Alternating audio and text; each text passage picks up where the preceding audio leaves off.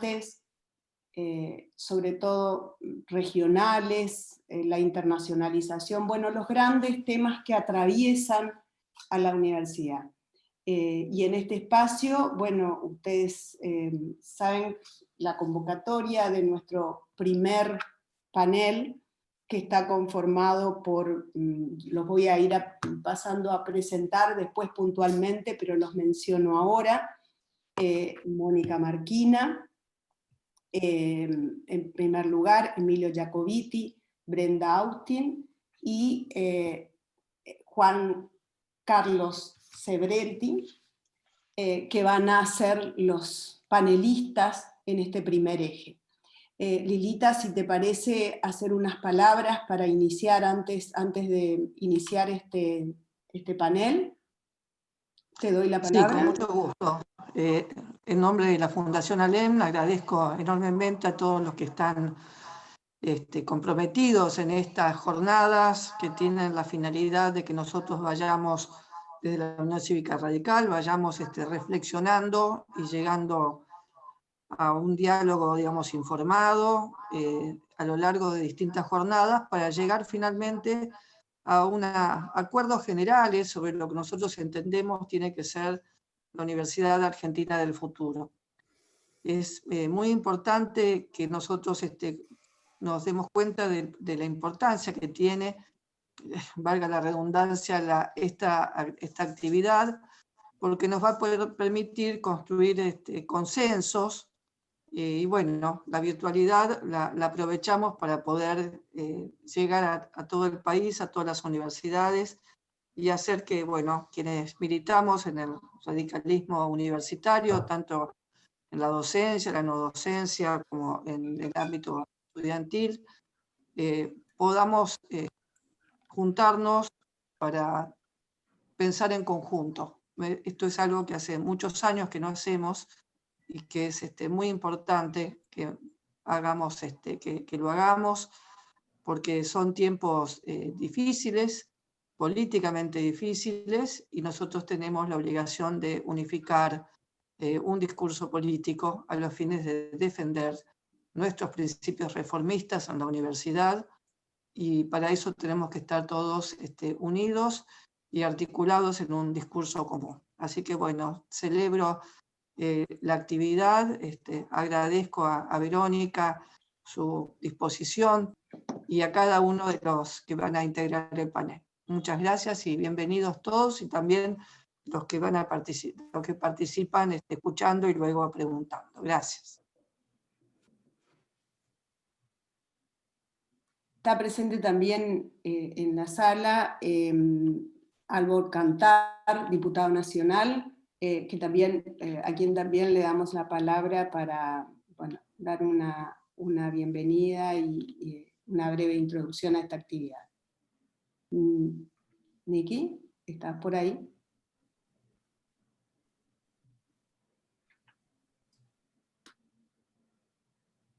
Hola. Ahora sí, gracias. No, muy breve, la verdad que es un gusto estar de nuevo compartiendo con ustedes. Iniciamos esta etapa de discusión por ejes temáticos, como bien lo planteaba Verónica al principio.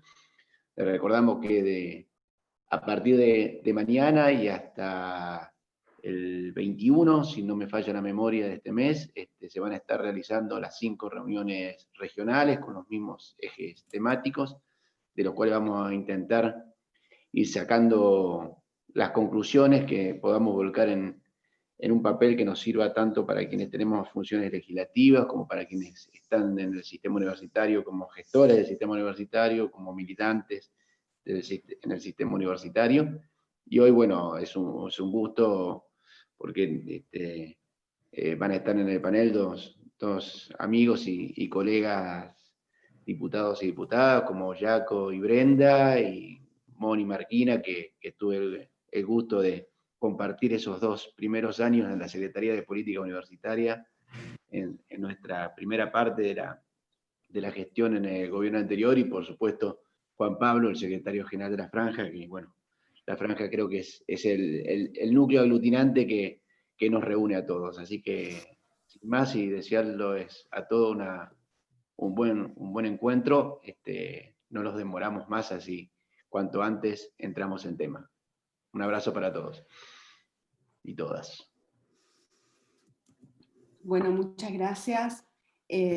Bueno, un poco saludar a los que están ingresando permanentemente. Quiero comentarles, bueno, en la sala ahora tenemos 282 participantes y hay gente todavía en sala de espera. Así que bueno, a todos los que han entrado recién también le damos la bienvenida.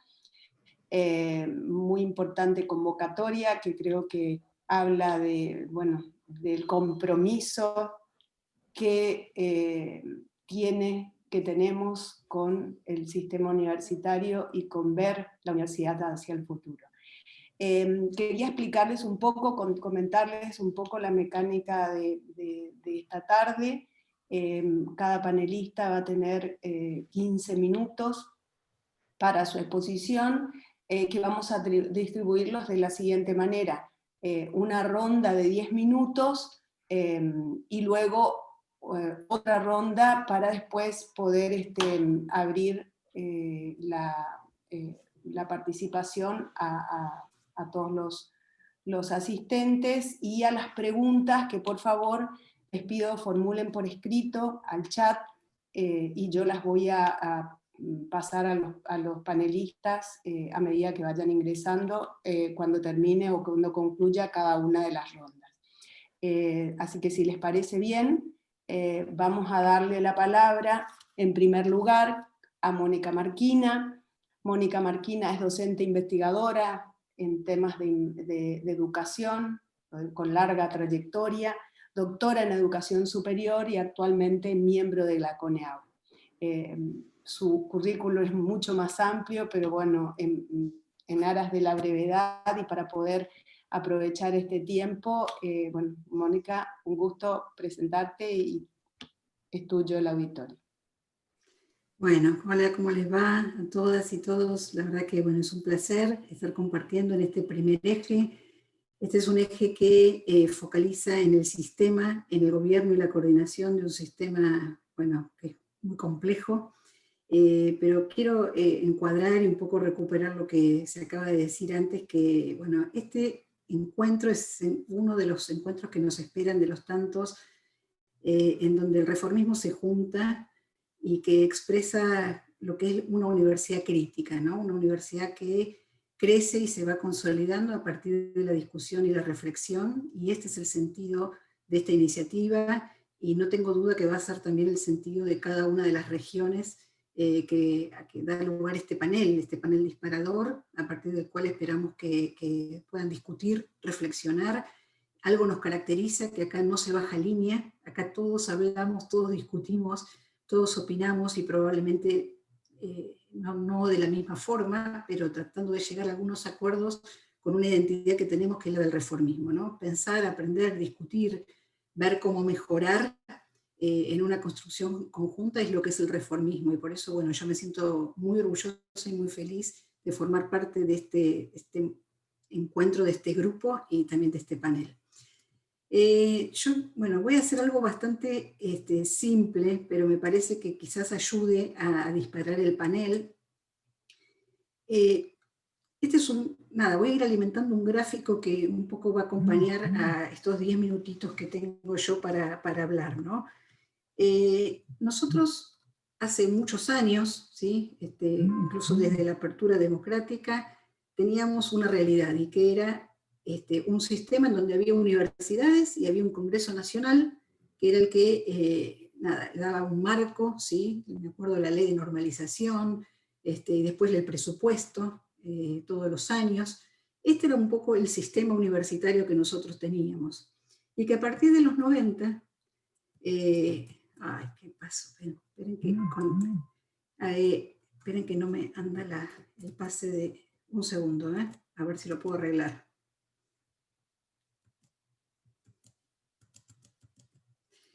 Y que a partir de los 90, a ver, ahí está, con el 93 se crea la SPU, después la Ley de Educación Superior, ¿sí? Se va complejizando cada vez más. tenemos, ay, disculpe, qué macana. Armé una animación divina, pero no, bueno, no importa, no la voy a pasar. A ver, sí. A ver, se crearon los organismos intermedios, entre ellos el Consejo de Universidades, los CEPRES, la CONEAU, y el sistema se hizo cada vez más complejo.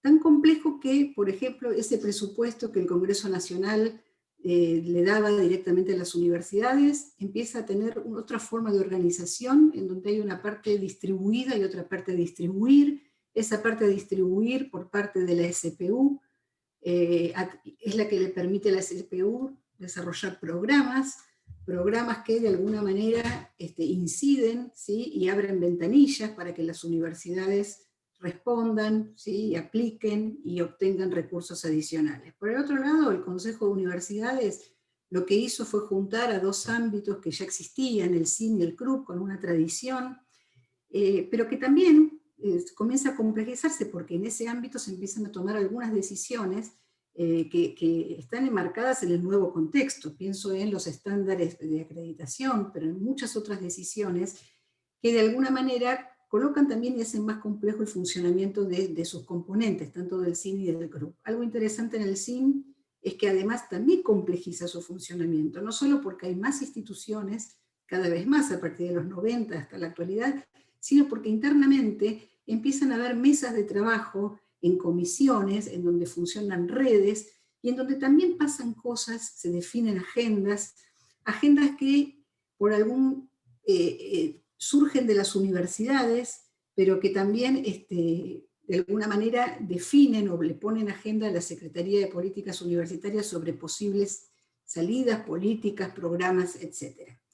En ese sentido, ya no es lo mismo que antes, o sea, a partir del presupuesto se toman decisiones, las decisiones pasan por diferentes lados, en mayor o menor medida, dándole lugar a las universidades, e incluso también desde el CIN, incidiendo, por lo menos peleando, para que ese presupuesto, que antes era único para todas las instituciones y que luego es a distribuir, tenga algunas características, no solo que sea más, sino que además bueno, tenga criterios de distribución que bueno, uno cada vez quiere que sean más objetivos, más equitativos, etc. Es decir, que miren cómo se fue complejizando todo esto, ¿no? En el Consejo de Universidades, así como en el presupuesto, la tensión es entre si el presupuesto es distribuido directamente o a distribuir por la SPU. En el Consejo de Universidades y en sus ámbitos, ahí también nos preguntamos si este ámbito define agenda o amortigua decisiones que vienen de arriba, de la SPU, ¿sí? El Congreso no, porque el Congreso es el que legisla, o sea que sí, porque la Constitución es el que nos da el marco, pero bueno, son órganos que están en el medio y que de alguna manera cumplen funciones que no están tan definidas, sino que justamente forman parte del juego político. En el caso de los programas de la SPU, también pasa algo similar. O sea, hay una tensión entre programas que sean ventanillas orientadas en función de lo que al SPU le parece que tiene que definir la política pública de ese momento, o si esos programas tienden a ser cada vez más integrales, de manera tal que le den a las universidades un amplio margen para poder desarrollar sus propias misiones, sus propios objetivos. Esta también es una tensión que ha estado presente durante todos estos años, ¿no? Se me ocurre pensar en el caso de la gestión que recién mencionaba Niki, que tuvimos el gusto de compartir con Niki, con Dania, con Pablo, con Paulo, bueno, seguro que hay muchos por allí.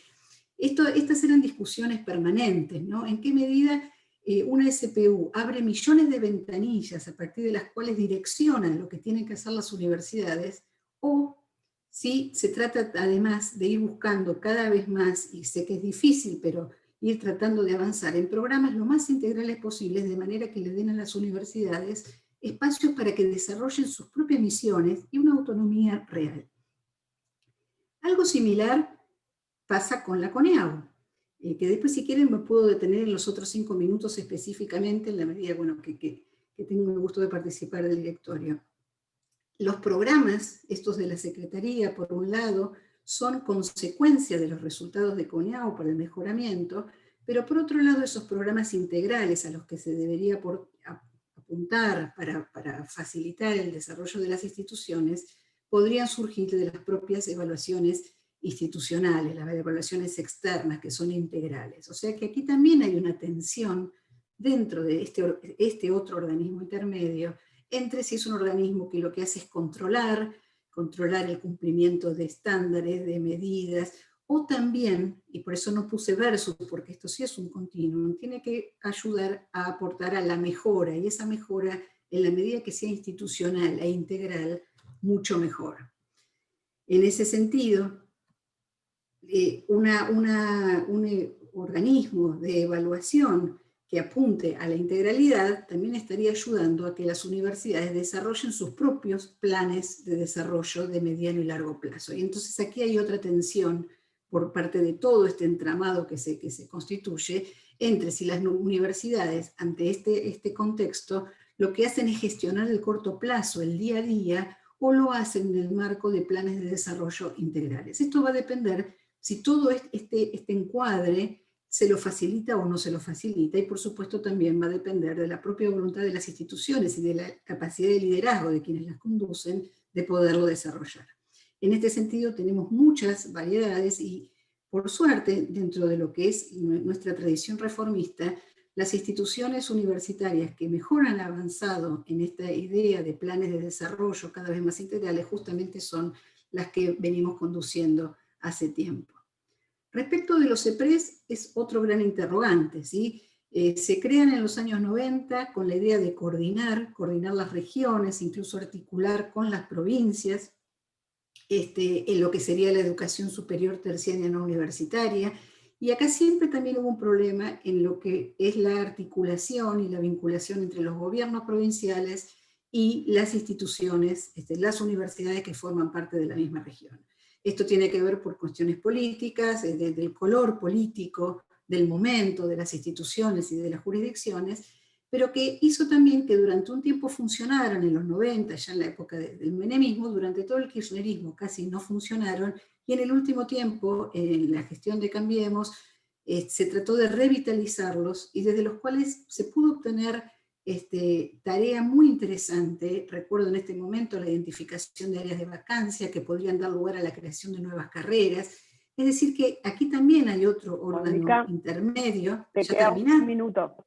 Bien, Sí, un minuto. Otro órgano intermedio que podría colaborar en la agenda, ¿no? En definir una agenda, en la medida en que una de estas dos tensiones se exacerben o no.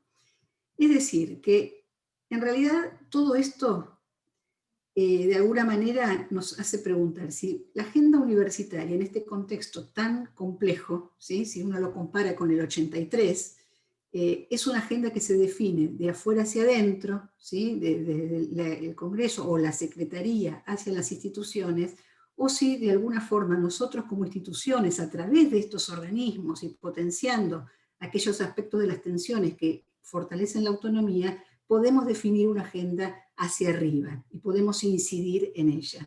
Yo creo que hoy, a diferencia de otras épocas, sobre todo en épocas reglamentaristas, como las épocas del primer peronismo, en donde tuvimos leyes muy intervencionistas, o en la época de las dictaduras, en donde directamente la normativa era intervencionista absolutamente, el gran desafío que tenemos es ver cuál es, en este momento, el sentido de la autonomía que podemos tener en este contexto tan complejo. Y que esto solo depende que podamos entender todo este entramado, toda esta complejidad, y ver cuáles son los lugares desde los cuales podemos incidir. Creo que hay mucho para pensar, y que en esto creo que estos días de encuentros va a ser muy importante. ¿Qué pasó en el CIN? ¿Qué hicimos en el CIN? Si participamos de las comisiones, si esas comisiones pudimos incidir en agenda. ¿Qué pasó con el presupuesto? No me interesa el presupuesto del 2020, ni tampoco qué pasa hoy con el COVID, si yo estoy pensando en el mediano y largo plazo. ¿En qué medida podemos incidir para que realmente no tengamos que depender de una secretaría y que eso nos incida en la forma de actuar, sino que podamos disponer libremente de un presupuesto? Y por supuesto, en términos de los programas, ¿en qué medida podemos incidir para que esos programas, en vez de ser tan fragmentados y que nos marquen todo el tiempo una agenda, puedan ser programas integrales que potencian los planes propios de cada institución? En el caso de la CONEAU lo mismo, y después lo dejo para más adelante, Creo que también aquí hay un gran desafío de ver si no estamos en un momento en el cual ya podemos dar un paso más para que realmente lo que suceda en un ámbito de evaluación y acreditación sirva para una idea de gestión continua y de mejoramiento del desarrollo institucional.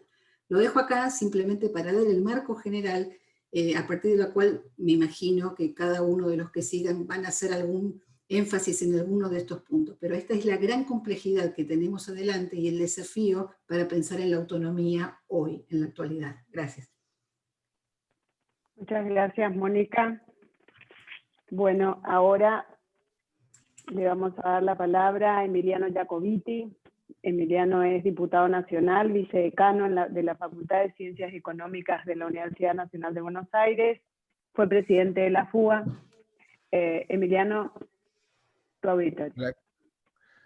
Hola, ¿qué tal? Muchas gracias. Primero, nada, decirles que me pone muy contento ver tanta gente amiga. Ahora justo en la pantalla lo tengo a Hernán Ross y a Walter Berardo. Estaba Dania por ahí que la vi. Emilio. Me parece que Pablo también, Niki, por supuesto, y Brenda, que ayer estuvimos esta tarde en la cámara. Y les agradezco por la invitación y por el ámbito de discusión. Me parece que nosotros tenemos que hacernos cargo de que somos parte de un sistema universitario, somos parte de un sistema de universidades que pretende tener una autonomía para discutir el conocimiento en la Argentina. Eso, si bien en el gobierno, en los últimos 4 años de gestión en el gobierno de Cambiemos, creo que nosotros dejamos en claro cuál era nuestra intención, nuestra funcionalidad y respetamos la autonomía de las universidades. Me parece que el presupuesto que tenemos ahora por delante tiene una palabra que lo marca de principio a fin, que es la discrecionalidad. Creo que nosotros estamos enfrentándonos a un momento de quiebre entre el sistema de universidades públicas, como nosotros lo pensamos, con autonomía, producto del cogobierno, producto del sistema reformista que nosotros defendemos, pero también producto del sistema de país que nosotros defendemos. Yo particularmente creo que ese sistema está en jaque porque cada vez más son los avances de la discrecionalidad. Digo, hoy a nosotros nos toca, o vamos a tener que discutir en la Cámara de Diputados, como decía recién, con Brenda y con Niki, y con muchos otros diputados del partido, un presupuesto donde la cuota que tiene que ver con o que queda y que tiene la última palabra con la discrecionalidad por parte de la Secretaría de Políticas Universitarias, cada vez va teniendo un porcentaje mayor en el presupuesto. Creo que que el Consejo Interuniversitario Nacional tiene que tener un rol, pero cada vez es más difícil de demostrar, cada vez es más difícil de defender, porque, digamos, a medida que se fueron creando las universidades, ese consejo, por lo menos a mi manera de ver, puede ser medio polémico, pero creo que termina desvirtuándose. Me parece que los reclamos presupuestarios que hacían al gobierno de Cambiemos y los reclamos presupuestarios que le hacen a este gobierno muestran un claro sesgo de partidización de ese consejo. Creo que para nosotros eso es un peligro. No sé si está el oso ahora conectado, no lo vi. Lo veo a Juanpi Casari con los auriculares. ¿Qué haces, Juanpi? ¿Cómo estás?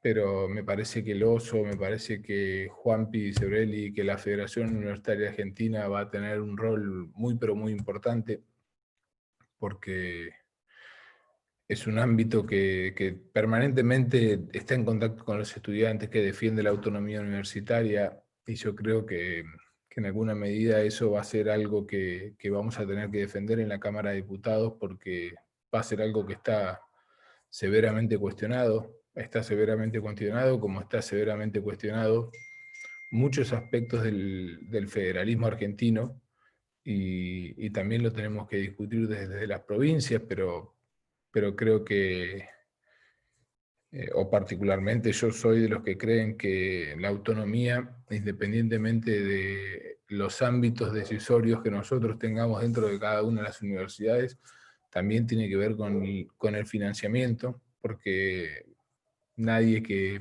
o si uno solamente depende de los recursos propios que pueda generar, difícilmente tenga autonomía para el financiamiento, para la investigación, y creo que a medida que pasa el tiempo son cada vez más los indicios de esa discrecionalidad que nosotros estamos viendo. Me parece que nosotros como partido, como radicales, tenemos que tener una decisión política de defender esto. Creo que la fuerza que nosotros le podamos poner en la Cámara de Diputados, me parece que el rol que tienen ahí tanto José Ricardo como Brenda, sobre todo porque trabaja mucho la temática de educación, es muy pero muy importante, porque después es cierto que los rectores terminan siendo víctimas de un sistema que cada vez más termina siendo, o por lo menos a mi manera de ver, un sistema muy prebendario que va 100% en contra de lo que nosotros planteamos para el sistema universitario. Creo que esto tenemos que discutirlo en la Cámara, que es la que termina decidiendo esas políticas, porque el año que viene seguramente, y el otro también, este año no por la pandemia, pero seguramente se van a dar muchas discusiones que tienen que ver con el gobierno de las universidades, y la verdad que yo veo una decisión política del gobierno nacional de involucrarse en esas disputas a través de la discrecionalidad del financiamiento. Eso me parece que es algo que atenta directamente contra el sistema universitario que nosotros defendemos, contra el sistema universitario reformista. Me parece que para eso este ámbito, como los que desarrollamos desde el Instituto Moisés Levenson, desde la Federación Universitaria Argentina, de cada una de las federaciones y de cada una de los ámbitos de discusión del partido en cada uno de los distritos, son fundamentales para que nosotros entendamos que como radicales tenemos que hacernos cargo que conducimos el sistema universitario, que las principales universidades del país están en manos de reformistas, y creo que si nosotros no tenemos un trabajo mancomunado entre Cámara de Diputados, autoridades universitarias, autoridades del movimiento estudiantil, va a ser muy pero muy difícil resistir ese embate, que es un embate que tiene un relato, que tiene todo lo que nosotros sabemos que tiene el kirchnerismo, y muchas veces es difícil de desenmascarar, sobre todo para los jóvenes. Creo que vamos a tener que redoblar esfuerzos para poder dar esta pelea. Digo, tanto cuando estaba Niki, cuando estaba Dania, cuando estaba Pablo en la Secretaría de Políticas Universitarias, a nosotros nos tocaba discutirlo, a nosotros nos tocaba pensar sobre cómo iba a ser la continuidad y la autonomía del sistema. Yo particularmente creo que tenemos que trabajar juntos para que la Cámara de Diputados sea la única, o la que tenga la última palabra sobre el financiamiento de las universidades, y que todo lo que nosotros logremos que sea distribuido por ley va a aumentar la condición de autonomía de las casas de estudio. Me parece que no tenemos que subestimar lo que viene. El radicalismo tiene que hacerse cargo, así como gobierna o gestiona intendencias, como gobierna provincias, a lo largo y a lo ancho de la Argentina, también tenemos que hacernos cargo que el sistema de universidades públicas, que la autonomía de ese sistema depende 100% de que nosotros podamos tener un trabajo mancomunado entre todos estos ámbitos para poder evitar esa discrecionalidad. Me parece que cuando fuimos gobierno, en los últimos 4 años, creo que pudimos marcar esta impronta con todo el staff que tuvo que ver en el Ministerio de Educación, en la Secretaría de Políticas Universitarias. Creo que nosotros podemos discutir en todos lados cuál fue la prioridad y a quiénes nosotros le dimos prioridades de ese sistema y cuáles fueron las temáticas que impulsamos, así que eso nos da un buen punto de partida para lo que viene, que tiene que ver con poder discutir una vocación de la Argentina por la ciencia, la técnica y la educación como herramientas fundamentales para resolver las grandes diferencias que tiene nuestro país, para resolver la circunstancia que nos deja la pandemia, que independientemente de ser una circunstancia mundial, en la Argentina, digamos, creo que nosotros vamos a tener que ver en cómo esto se desarrolle. Me parece que la pelea que estamos dando para declarar la educación como una actividad esencial es importantísima. Creo que los radicales tenemos que hacer el esfuerzo, así como desde afuera, hacia adentro del partido se nos identifica con la palabra Alfonsín, se nos identifica con la palabra democracia. Nosotros tenemos que hacer el esfuerzo para que se nos identifique con la palabra educación, para que cada uno de los jóvenes que transite esas aulas de las universidades de la Argentina vea en el nuestro un partido que es garantía de la defensa de la autonomía, de la defensa del cogobierno, de la defensa de la mejor universidad pública, porque me parece que eso va a estar en discusión. Yo particularmente creo que la discusión que se viene por delante... Emiliano. Ok, que la discusión que se viene por delante va a ser muy importante y me parece que nosotros tenemos que maximizar estos ámbitos para poder hacernos cargo de lo que nos toca, porque conducir la Federación Universitaria Argentina no es poca cosa. Creo que el Oso lo viene haciendo muy bien, me parece que Juanpi también viene desarrollando una muy buena tarea desde la Secretaría General de nuestra organización, de la Franja, pero que tenemos que darle el apoyo necesario para que ellos puedan poner en la agenda no solo del partido, sino de la Cámara de Diputados, la defensa a ultranza de este sistema universitario, autónomo, cogobernado y reformista como nosotros lo pensamos y lo debatimos en todos los ámbitos donde nos toca. Nada, no me quiero extender, muchas gracias y me quedo para cualquier tipo de pregunta que haga falta.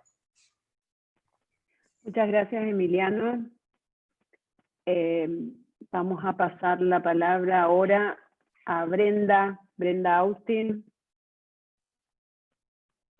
No te veo. Brenda. Brenda es diputada nacional, secretaria parlamentaria del bloque, fue secretaria de Educación de la Municipalidad de Córdoba y fue la primera presidenta mujer de la Federación Universitaria de Córdoba. Brenda, tu auditorio. Bueno, muchísimas gracias, Verónica, por la presentación, a la Fundación ALEM, a Búho, a Lilita, bueno, a Moni, a todos los que desde hace tiempo vienen poniéndole neuronas, esfuerzo, convicción, vocación a que nos juntemos a pensar, ¿no? A que en este ejercicio de reconocer que todos desde distintos lugares tenemos alguna mirada que poner sobre la mesa. Me parece que es la mayor riqueza que tiene el reformismo universitario, nuestro espacio político, ¿no? Aquí estudiantes, docentes, graduados, quienes están mirando muy desde adentro, quienes la miran más desde afuera, juntarnos a reflexionar sobre lo que está pasando con las universidades. Así que primero quiero celebrar y agradecer el espacio, decir que arrancaron poniendo la vara muy arriba con aquel primer panel que tuvimos la semana pasada, y que bueno, vamos a recoger el guante y de tratar de aportar simplemente algunas reflexiones, ¿no? Algunos disparadores que no son respuestas, que son más bien preguntas, y que es una invitación a que pensemos juntos. Recorría las pantallas y los nombres y no tengo duda de que hay un montón de gente mucho más capacitada, con más experiencia, con más conocimiento, para empezar a pensar esas respuestas. ¿Por dónde arrancar? Bueno, lo primero, hoy leía una frase que me parece que es interesante al momento que estamos viviendo. Dice: no hay futuro que no se derive de un presente bien imaginado. No hay futuro que no se derive de un presente bien imaginado. ¿Cuál es esa imaginación? ¿Cuál es ese presente que nosotros queremos imaginar? ¿Cuál es ese presente que estamos dispuestos a construir?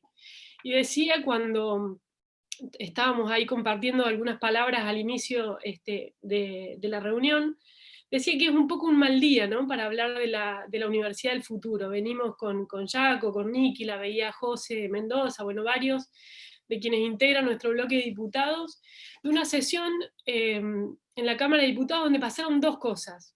La primera, algo en lo que venimos laburando también con muchos de ustedes, el tema de la emergencia educativa, la negativa a poner en discusión un tema que creemos central, y sobre todo la negativa a entender que hay temas, agendas que tienen que salir de la grieta, ¿no? Y la segunda, la Ley de Economía del Conocimiento. Ayer asistimos a la amputación de una ley que de alguna manera era la invitación a la construcción de ese futuro, de cómo imaginamos este presente, que se había logrado con un enorme consenso político, una ley que habían votado, que se la habíamos votado prácticamente por unanimidad, y que sin embargo, por capricho, por visiones sectoriales, hoy, en el día de ayer, hoy a la madrugada, terminamos modificándola nuevamente. Una ley que, miren, uno de los puntos que decía era venía a garantizar estabilidad fiscal, ¿no? Estabilidad fiscal para todos aquellos actores, las empresas que invierten en lo que es, digamos, conocimiento, ¿no? Hoy tenemos el orgullo de ser uno de los países del país de Latinoamérica con más unicornios en relación a su población, e indudablemente es un sector donde Argentina podría haber crecido mucho. ¿Y qué tiene que ver con esto de cómo imaginamos la universidad del futuro? Es cómo integramos hoy nuestro sistema educativo a un mundo que está cambiando, y que la pandemia vino a acelerar, no a retrasar, un proceso de transformación del mundo del trabajo, de la automatización, de la robotización, algo que lo venimos señalando hace tiempo y que indudablemente la pandemia aceleró. Entonces decía que es difícil hoy pensar cómo imaginar ese futuro que queremos, cuando los dos vectores sobre los que creemos que se tiene que construir una Argentina que sea distinta, que son la educación y el conocimiento como generador de riqueza, igualdad de oportunidades, de empleo registrado, y de además herramientas que nos permitan insertarnos al mundo desde un lugar inteligente, que nos permita resolver las brechas estructurales que tiene nuestra economía, con el ingreso de divisas. Digo, no viene a cuento, digo, poner acá porque es importante, porque creo que además muchos de ustedes lo asumen. La vinculación además de todo nuestro sistema de ciencia y tecnología, respecto a la inversión del sector privado, la pata raquítica de la inversión en ciencia, algo que también nuestro bloque viene poniendo en agenda. Recién, a instancia de José Luis Ricardo, quien preside la comisión, veníamos de escuchar a referentes de distintos lugares del mundo, a partir de una propuesta que ha acompañado a nuestro bloque, para tratar de construir un piso mínimo. Entonces, cuando decimos qué Argentina queremos, cómo la imaginamos, cómo la soñamos, la imaginamos con esos pilares, la imaginamos con inversión en ciencia y tecnología, pero también con una invitación al sector privado y al sector público a que entablen un proceso de diálogo. Imaginamos una economía basada en el conocimiento como vector que rompa un poco las desigualdades territoriales que tenemos, e imaginamos un futuro donde la educación esté en el centro. Ahora, decía, digo, que todos estos procesos de transformación obviamente que están impactando además de manera desigual a la Argentina. A ver, yo insisto mucho con esto porque digo, si no ponemos en el centro de la escena la desigualdad que atraviesa los distintos aspectos que miremos de la realidad argentina, difícilmente vayamos a tener un país más integrado, vayamos a resolver los problemas de pobreza, los problemas de violencia, los problemas de fragmentación. Y fíjense, por ejemplo, en el teletrabajo, ¿no? ¿Cómo impactó a los distintos segmentos de la población? Bueno, en las ocupaciones del 10% de la población de mayores ingresos, es decir, el 10% de quienes tienen más ingresos, el 60% de sus tareas son teletrabajables. Por el contrario, en el otro extremo de la tabla, el 10% más pobre, solamente un 10% de sus tareas son teletrabajables. Entonces, en este mundo, que va a estar atravesado por el conocimiento, por la robotización, la automatización, estos factores, estos vectores, cómo generamos igualdad real de oportunidades, esa invitación a la que está llamada la educación y la universidad, me parece que tiene que estar en el centro de la escena. Entonces, ¿qué lugar ocupa para nosotros, ¿no? Una invitación a pensar qué lugar ocupa para el reformismo, la innovación, qué lugar ocupa para nuestras universidades. Bueno, fíjense que según distintas encuestas que podemos mirar, el caso de Gallup de 2015, el ranking de Reuters, Latinoamérica es la región del mundo que menos innova en educación. Y en estos rankings son odiosos, ya lo sé, pero nos sirven para mirar con perspectiva comparada. Las universidades de Latinoamérica no estuvieron ni siquiera en el ranking de las primeras 100 que más innovan. Entonces acá hay una invitación, digo, cuando hablamos del reformismo, lo decía Hugo la semana pasada de manera muy provocadora, ¿no? De cuántos trenes dejamos pasar, cuántas invitaciones a repensar nuestras universidades y cómo se insertaban en ese mundo que estaba cambiando, dejamos pasar, cuántas cosas que en algún momento se estaban planteando, aparecía enseguida la resistencia, muchas veces con un discurso progresista, pero que en realidad escondía una visión conservadora, el statu quo de las universidades.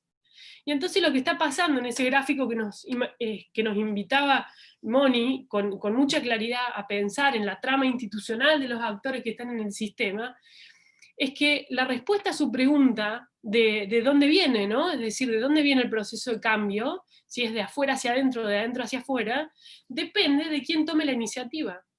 Y si no son las universidades las primeras que empiecen a replantearse qué lugar están llamadas a cumplir en este mundo que está cambiando, y cómo se convierten en la locomotora de ese tren de transformación y cambio, ese cambio va a venir de afuera. Y también se ponía el ejemplo de lo que estaba pasando con Google, con esta certificación de habilidades en 6 meses para realizar determinados empleos. Y claro que tiene que ver con economía del conocimiento. Fíjense, cuando hablábamos con muchos de los clústeres tecnológicos en distintos lugares de la Argentina, nos decían, el problema que tenemos es que no hay personal capacitado para cumplir estas tareas.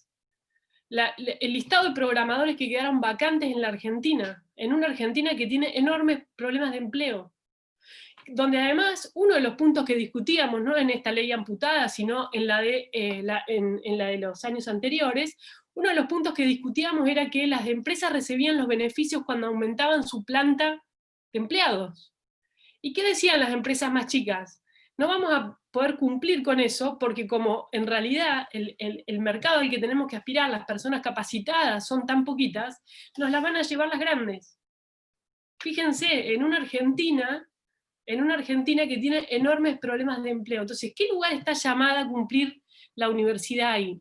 Y quiero terminar, porque ya estoy cerca de los 10 minutos, tirando un comentario más. Digo, nosotros, por supuesto que abrazamos las conquistas de la reforma universitaria, porque son para nosotros indudablemente un leitmotiv. Ahora, lo que no pueden ser es convertirse en una cristalización de dogmas que nos impidan repensar, ¿no?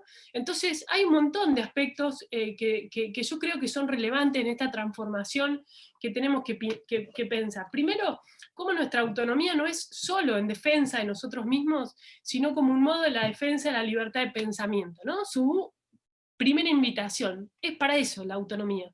Y que esa libertad de pensamiento nos sirva para poner en tensión todas aquellas cuestiones que tienen que ver con no pensar el futuro que la Argentina necesita.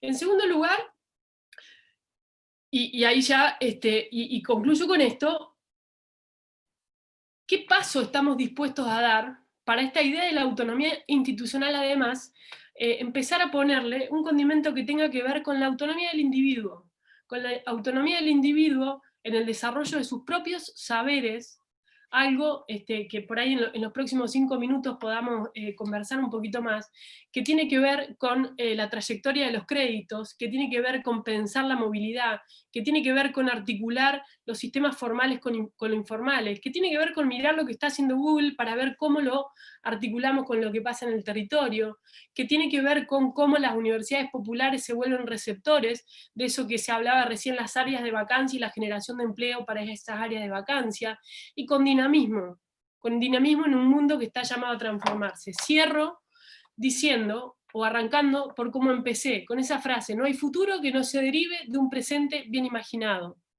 Y como decía Picasso, todo lo que puede ser imaginado es real, y estamos llamados, nosotros nos sentimos que somos de alguna manera disparadores, porque tenemos la convicción de que la reforma fue esa del mayo francés, cuando decía la imaginación al poder.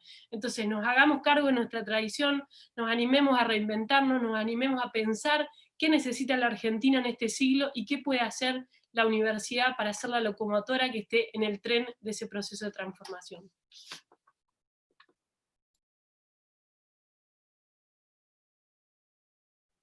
Muchas gracias, Brenda. Ahora voy a darle la palabra a Juan Pablo, que hoy creo que te bauticé con otro nombre, Juan Pablo. Bueno, Juan Pablo Sebrelli es secretario general de la Franja Morada Nacional y es estudiante de Derecho de la Universidad Nacional. Juan Pablo. Muchas gracias, Verónica. Bueno, como siempre, es muy difícil seguir tanto a Brenda como a Mónica como a Jaco, que tanta trayectoria tienen en esto y que lo explican de una manera tan precisa y tan clara. Yo por ahí tenía pensado empezar hablando por lo que creo que es nuestro elemento aglutinante, que bueno, es el reformismo. Hoy Nicky dijo que era la Franja Morada, justamente, y digo, bueno, me parece que son cosas que van de la mano. Y en esta línea quería decir que la reforma, digo, nos nutre de algunas ideas que todos conocemos y que no voy a enumerar ahora, pero quiero puntualizar 3 objetivos que tenían, si se quiere, los reformistas en 1918. La primera era considerar una manera democrática de transferir el conocimiento. La segunda, pugnar por incorporar sectores sociales que en ese momento no accedían a la educación superior. Y por otro lado, más que un objetivo, fue un resultado, ¿no?, de la reforma, que es que diseñó las estructuras de gobierno de nuestras instituciones. Es decir, todos los temas que vamos a conversar hoy aquí pueden encontrar sus principios y encontrar sus fundamentos en la reforma universitaria, y digo, me parece que no es menor. Pero además de todo esto, el movimiento iniciado en Córdoba nos impone un mandato de cambio permanente, una vocación transformadora, que es un eje fundamental de lo que nosotros creemos y hacemos, y en ese sentido, digo, me adhiero a las palabras de Brenda, que hablaba recién. Esto no puede ser la cristalización de un dogma, tenemos que estar buscando ese cambio permanente para honrar verdaderamente la reforma universitaria. Habiéndolo dicho así, encontré una frase por ahí, pensando algunas cosas, que decía que la vocación reformista bien entendida es el mejor antídoto contra la endogamia, contra el corporativismo, contra el conservadurismo y contra la actitud defensiva de la que a veces son víctimas nuestras universidades, y me parece que tenemos que hacer un buen hincapié en qué es lo que hay que cambiar y en qué es lo que hay que seguir progresando todo el tiempo. Así, en cuanto a autonomía y coordinación, quería hacer algunas consideraciones. En los últimos años hemos debatido intensamente estrategias destinadas a incluir a más ciudadanos en la educación superior. Lo hicimos desde la SPU con Dania, con Pablo, con Nicky, pero lo veníamos haciendo también desde hace mucho tiempo. Y creo que es importante que nosotros profundicemos ese horizonte. todos somos conscientes acá que la sola instalación de nuevas instituciones no garantiza el acceso a la educación superior en una sociedad tan desigual como la nuestra. Y es más, con la irrupción de las nuevas tecnologías y la masificación de la conectividad, que prácticamente borra fronteras provinciales, nacionales y todas las fronteras, las universidades públicas no tienen solo la responsabilidad de modernizarse y de evolucionar hacia la difusión masiva del conocimiento como no lo habían hecho nunca antes, sino que aparte tienen que hacerlo porque si no corren el riesgo de quedar obsoletas. Ya lo decía Hugo, recién Brenda lo mencionó también, hoy las formas de difusión del conocimiento escapan solo a la universidad pública o a las instituciones universitarias, y en ese sentido es muy importante que podamos avanzar hacia este objetivo. Por otra parte, creo que nuestra oferta educativa no puede surgir exclusivamente de los intereses de cada institución, o peor aún, y como sucede en algunos casos, de los intereses de los jefes políticos de alguna zona del país. Digo, muy por el contrario, creo que la universidad no puede quedarse en su torre de marfil, debe tener en cuenta cada necesidad territorial y enmarcarse en un modelo de desarrollo social. Creemos fundamental que es fundamental tomar estas demandas y ponerlas en diálogo con el sistema de educación superior, si es de verdad lo que buscamos es la inclusión. La planificación, que es producto de esta interacción con la sociedad, es un elemento central para poder hablar de igualdad de oportunidades. Si no se piensa el sistema universitario como un interlocutor permanente en los sectores sociales, civiles, productivos y laborales, si no se lo hace en cada lugar del territorio, entonces la inclusión y la posibilidad de movilidad social ascendente quedan truncas y quedan solo en nuestro imaginario colectivo. Por otro lado, creo que el sistema debe encontrarse constantemente interpelado por las desigualdades sociales, aquellas que existen en su contexto y en el de sus comunidades. Por eso digo, por ejemplo, celebro y nosotros fuimos como organización grandes promotores y lo seguimos siendo y acompañamos los avances que el sistema va haciendo, por ejemplo, para la erradicación de las violencias y las desigualdades de género en las universidades, como fue la implementación de la ley Micaela en muchas instituciones y la paridad en los cargos electivos en muchas otras. En cuanto un poco a la planificación del sistema, digo, creo que hay un mito del que muchos actores universitarios son parte, que plantean a la planificación como enemiga de los derechos, como enemiga de la educación o de las universidades o de los estudiantes. Yo creo que por el contrario, la planificación permite que el Estado pueda intervenir con políticas sustentables y a largo plazo. Digo, creo que hacer un uso inteligente de los recursos, que siempre son finitos, no es un ataque a la libertad, es un paso para garantizar la igualdad de oportunidades en Argentina, que es, creo, hoy lo que tanto falta y a lo que la educación tiene que hacer más hincapié. En paralelo, digo, sabemos que la excelencia es también una faceta de la inclusión. Y en este sentido, digo, quiero hacer hincapié en lo que es el trabajo que se viene haciendo en reconocimiento de trayectos formativos, y creo que el mejoramiento de este sistema es una responsabilidad de aquellos que entendemos que la educación debe estar centrada en los estudiantes. Al mismo tiempo, me gustaría mencionar alguna discusión sobre cogobierno, que es un tema que digamos, entraría en este eje del Congreso y que he visto que nadie ha mencionado. Por ahí tenía pensado un poco hacer alguna referencia a lo que son los métodos de elección directa, indirecta, de autoridades, de consejos superiores.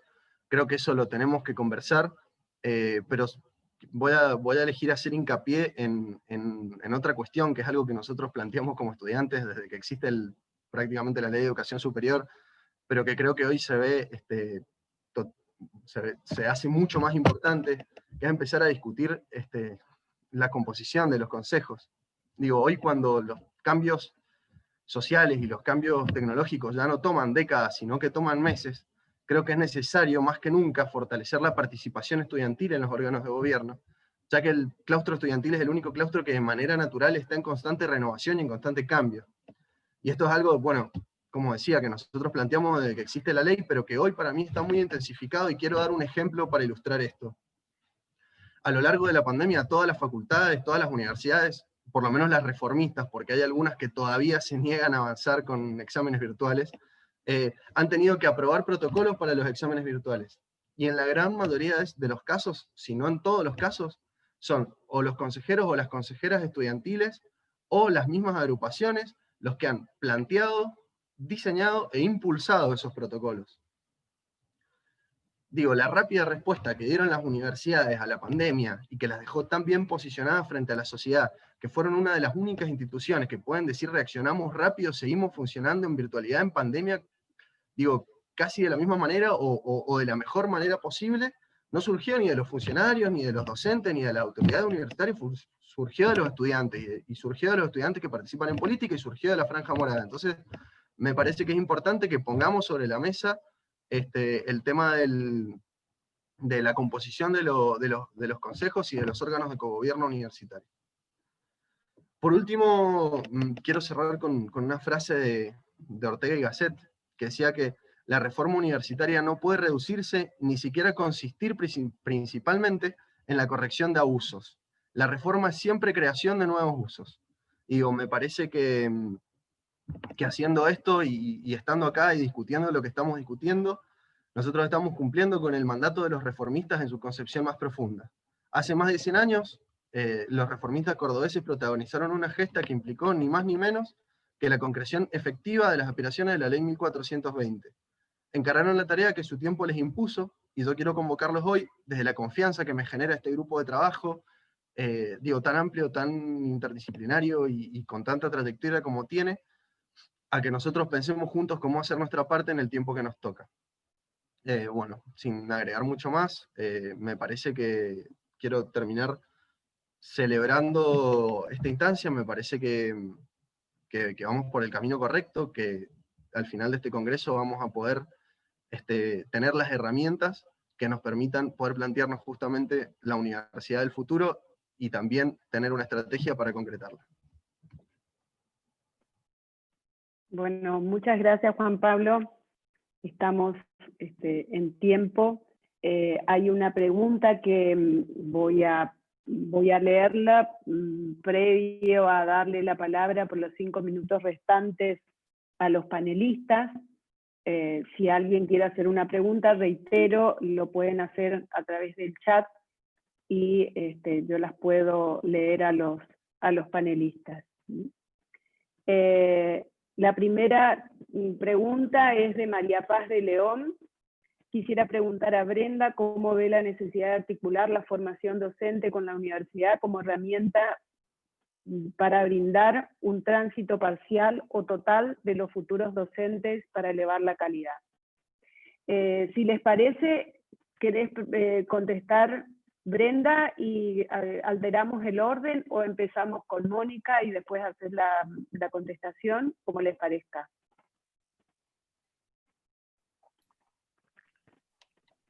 Como quieran, ningún problema, Moni, no sé. Si quieren, respondo a eso. Digo, me parece que es una buena idea. Bueno, seguramente también hay quienes puedan aportar con mayor precisión al tema. Es indudable que tenemos un debate pendiente con todos los institutos de formación docente. Se han convertido en muchos lugares en una prenda de cambio para tratar de generar estrategias de arraigo en las localidades del interior, y no una política de formación que realmente construya un estándar de calidad de los docentes. Y como bien sabemos, la medida de la calidad de los sistemas educativos tiene mucho que ver con las condiciones de formación, no solo inicial, sino continua y situada de los docentes.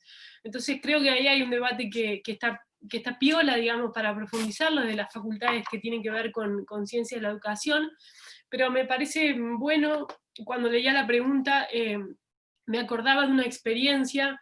Estaba Niki, pero creo que ya que tuvo que salir, una experiencia de Santa Fe, que llevó adelante José Corral a través de los jardines de primera infancia, esta política tan innovadora que tuvieron de la creación de espacios de excelencia para los niños y niñas de los entornos más vulnerables de Santa Fe, donde las docentes que trabajaban allí tenían la posibilidad de hacer una licenciatura con un convenio que firmaron con la Universidad Nacional del Litoral, ¿no?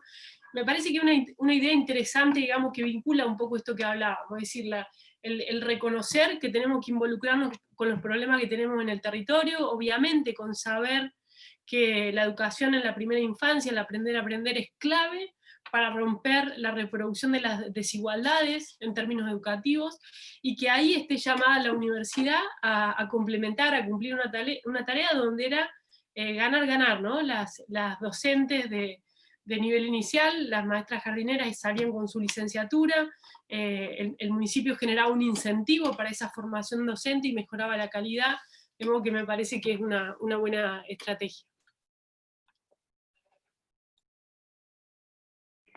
Gracias, Brenda. Bueno, hay otras preguntas que las leo antes de darle la palabra a los panelistas. La siguiente, en expresiones de Mónica, ahora sí hay un montón, se me fue el minuto, por favor, porque no la puedo leer.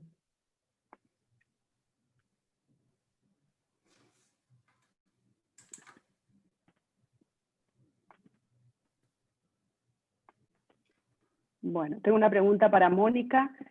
¿Qué novedad hay respecto de la acreditación de los profesores universitarios? Entiendo esto como algo sumamente importante porque nos equipararía a los futuros, en mi caso, profesores licenciados. Bueno, esto es una consulta técnica. Otra, ¿cómo adecuarnos a la conformación de los órganos de cogobierno de nuestras casas de estudios y además volver a que el estudiante sea jurado estudiantil y no mero observador en las exposiciones? ¿Y será posible que consensuemos y logremos la elección directa de las autoridades?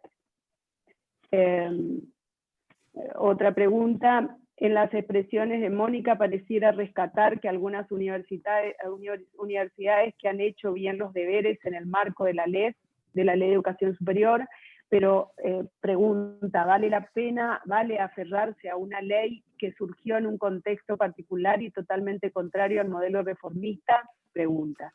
Otra pregunta, ¿cómo vincular autonomía y planificación? Bueno, les doy la palabra a los panelistas y después continúo leyendo las preguntas. Mónica.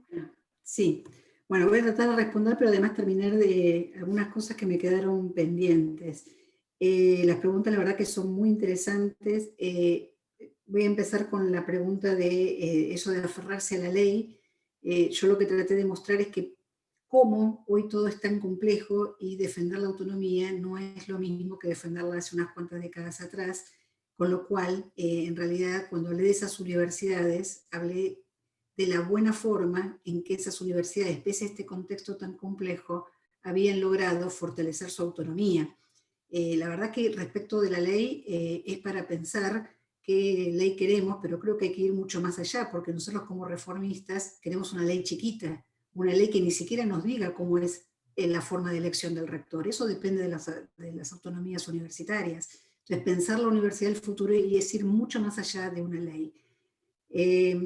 Respecto de la autonomía y la planificación, eso es un poco lo que intenté mostrar en el gráfico, que tiene que haber una forma, y esta es la habilidad de las instituciones, para que en este contexto tan complejo se puedan articular las cosas en los distintos lugares de participación para lograr que en este contexto sea compatible autonomía y planificación. Yo creo que la planificación de las universidades es un instrumento de autonomía, porque es la manera en que las universidades tienen para poder salir a pedir fondos, a negociar con el Estado, con el gobierno, y no que el gobierno les imponga una suerte de múltiple ventanilla con temas predefinidos. En ese sentido, cuanto más planificación hay, la universidad está en mejores condiciones de decirle al Estado qué quiere hacer con su proyecto y en ese sentido obtener recursos.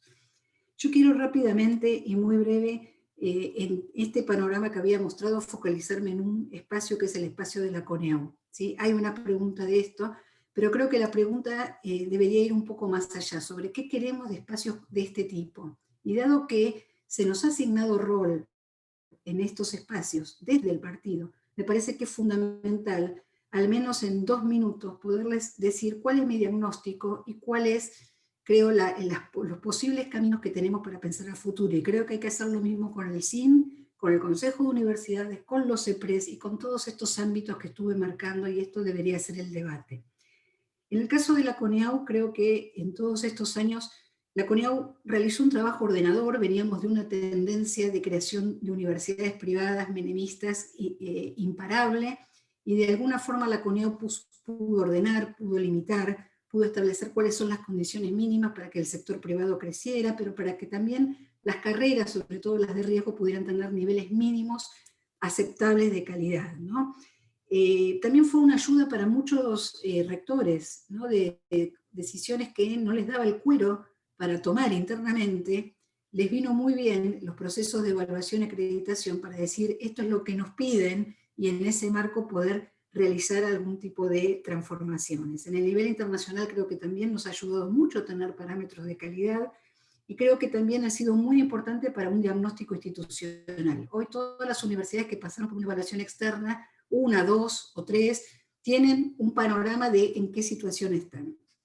Ahora lo que creo es que llegamos a un punto, y este punto hay que dar un salto cualitativo. No podemos seguir como estamos hasta ahora, porque si no corremos el riesgo en caer en una burocracia y en un saber hacer, porque hoy ya todo el mundo sabe cómo acreditar, cómo hacer para que el de afuera, en este caso la CONIAU, nos diga que están bien hechas las cosas.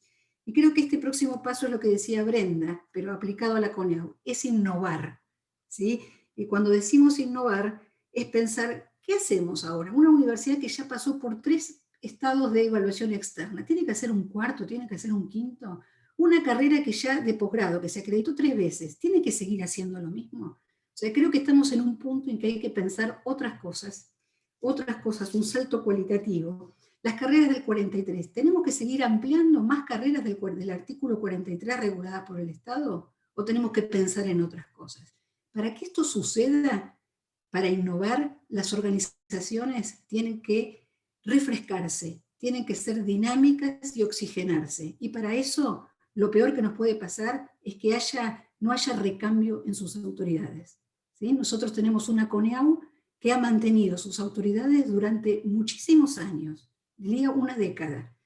Una organización, y nosotros como radicales y reformistas que pedimos el recambio para las instituciones como una buena manera de salud y de buena predisposición para la innovación, tenemos que apuntar a esto. De esta manera me parece que es la forma de empezar a pensar, revitalizar el lugar de los miembros, poder hacer dinámicas para que este organismo pueda ser mucho más flexible y mucho más abierto a los cambios que el propio sistema nos está pidiendo, ¿sí? Por ejemplo, programas, como decía Brenda. ¿Por qué no pensamos cómo hacemos para programas flexibles, articulados, que puedan a través de trayectos formativos mezclarse, articularse cuando tenemos estándares tan rígidos? ¿No es quizás momento de empezar a pensar sobre un piso mínimo de calidad, cómo innovar? Bueno, esta es una tarea que se debe a un organismo como la CONIAU, y creo que también uno podría pensar algo parecido en otros ámbitos similares. Y para esto necesitamos instituciones dinámicas, oxigenadas y con recambio. Así que quería decir eso, y bueno, creo que hay otras preguntas, pero en todo caso las respondo después. Gracias. Gracias, Mónica. Bueno, ahora voy a darle los 5 minutos que habíamos acordado a Emiliano. Emiliano. Sí, ahí me estaba desmutando. Gracias, Verónica. Nada, me parece, quiero hacer hincapié en lo que decía Juan Pablo, ¿no? Me parece que nosotros tenemos un gran valor que tenemos que hacerlo valer, que es el claustro masivo, el claustro más democrático de todos, el claustro que más va a elecciones, que es el movimiento estudiantil.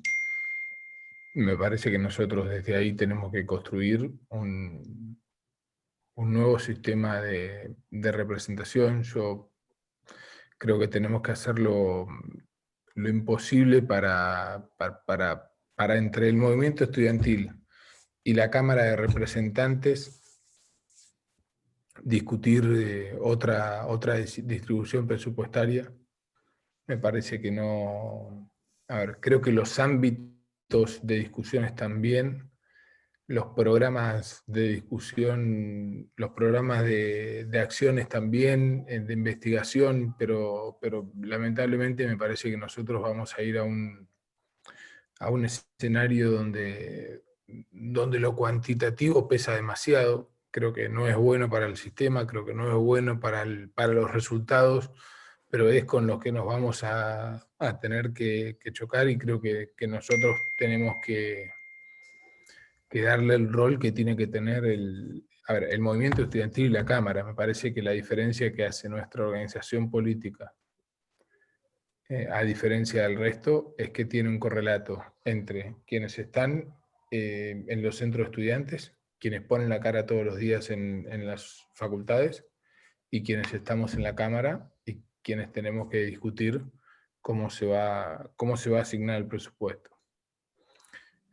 Creo que no tenemos que subestimar el accionar del resto de las universidades. Me parece que el reclamo presupuestario comparado que le hacía el Consejo Interuniversitario Nacional al gobierno de Cambiemos y que le hace a este gobierno, me parece que deja fuera de la cancha ese ámbito como un ámbito de discusión. Puede ser lamentable, pero para mí es así, y me parece que nosotros tenemos que potenciar las herramientas con las que contamos para defender el sistema de universidades que queremos, y como decía, creo que todos los que estamos o tenemos algún poder de representación tenemos que ponernos a disposición de la Federación Universitaria Argentina, decirles que nada, no sé de Oso si está por ahí, Juanpi, pero ustedes van a tener que ponerse adelante, porque va a hacer la diferencia. Yo particularmente creo que lo que viene va a ser mucho más difícil de lo que nosotros creemos. Lo vimos ayer con la Ley de Economía y Conocimiento. Me parece que vamos a ver, todas esas expectativas que nosotros tenemos, por lo menos mi experiencia muestra que no es fácil de llevarlas a la práctica, y creo que ustedes tienen que tomar la posta, y por lo menos cuenten conmigo para seguirlos, para aportar en lo que sea, y me parece que tienen que ser ustedes los que cabecen esta lucha, y contar con nosotros, en todo caso, en la Cámara de Representantes, pero ponerse ustedes al frente, volver a enamorar a los jóvenes de ese sistema universitario reformista, autónomo, y bueno, nosotros haremos lo posible por poner todo lo que esté a nuestra disposición, por dar la discusión, pero vamos a necesitar una masa crítica que nos acompañe, si no va a ser muy, pero muy difícil, ¿no? Me parece que la discusión y por ahí es lamentable y es la expectativa que uno tiene, pero las discusiones en los ámbitos donde participan los rectores, que son los administradores de las universidades, con gobiernos que los extorsionan en cuanto a los fondos, son muy difíciles, digo, ¿no? Uno sabe que es muy difícil estar en la piel de ellos, en el lugar de ellos, pero bueno, nosotros estamos en el nuestro y estamos en el lugar que tenemos que defender la universidad que queremos, el sistema de educación pública que queremos. Y nada, me parece que para ahora, para lo que viene, el rol va a ser fundamental, y de ustedes. Gracias, Emiliano. Juan Pablo, tus 5 minutos. ¿Me escuchan? Sí. Bueno, por ahí, para seguir un poco y tomar un poco las palabras de Jaco, me parece que, bueno, justamente nosotros o el rol que podemos tomar, o el más importante que podemos tomar en la construcción del reformismo nacional, bueno, es justamente, apoyar a nuestros representantes y poder decir las cosas que, como por ahí vos bien decías, algunos que son víctimas de un sistema extorsivo no pueden decir, y en ese sentido, creo que con el Oso lo venimos laburando muy fuerte y de manera muy coordinada, y ni hablar que hay que hacerlo de cara al presupuesto 2021. Así que bueno, en ese sentido, justamente nosotros estamos en ese trabajo y estamos para seguirlo haciendo. Quería tomar una pregunta que viene en el chat de José Luis Soto, de Chaco, que dice: ¿cómo adecuamos la conformación de los órganos de cogobierno de nuestras casas de estudio y demás? Volver a que el estudiante sea jurado estudiantil y no mero observador de las exposiciones, y si será posible que consensuemos y logremos la elección directa de las autoridades. Digo, me parece que estas tres cosas quizás se nos hacen un poco largas para discutirlas en esta instancia, pero que pueden ser objeto de discusión de las discusiones regionales, y que puntualmente, digo, me parece que es el ámbito para darlas, porque, digo, cómo definimos la elección directa de autoridades o no, creo que depende de cada región y depende de las particularidades de cada región. Hay universidades que tienen una extensión territorial terrible, otras que no, y eso complejiza o no las cuestiones. Entonces, me parece que está muy bueno poder discutir eso, y en base a eso tengo una presentación que me facilitó el amigo Marcos Duarte, que habla muy bien de, digo, tiene región por región y bien cuántas universidades tienen elección directa, indirecta, las que tienen sistemas mixtos. Digo, creo que eso es una discusión que hay que dar en los debates regionales y que está muy bueno.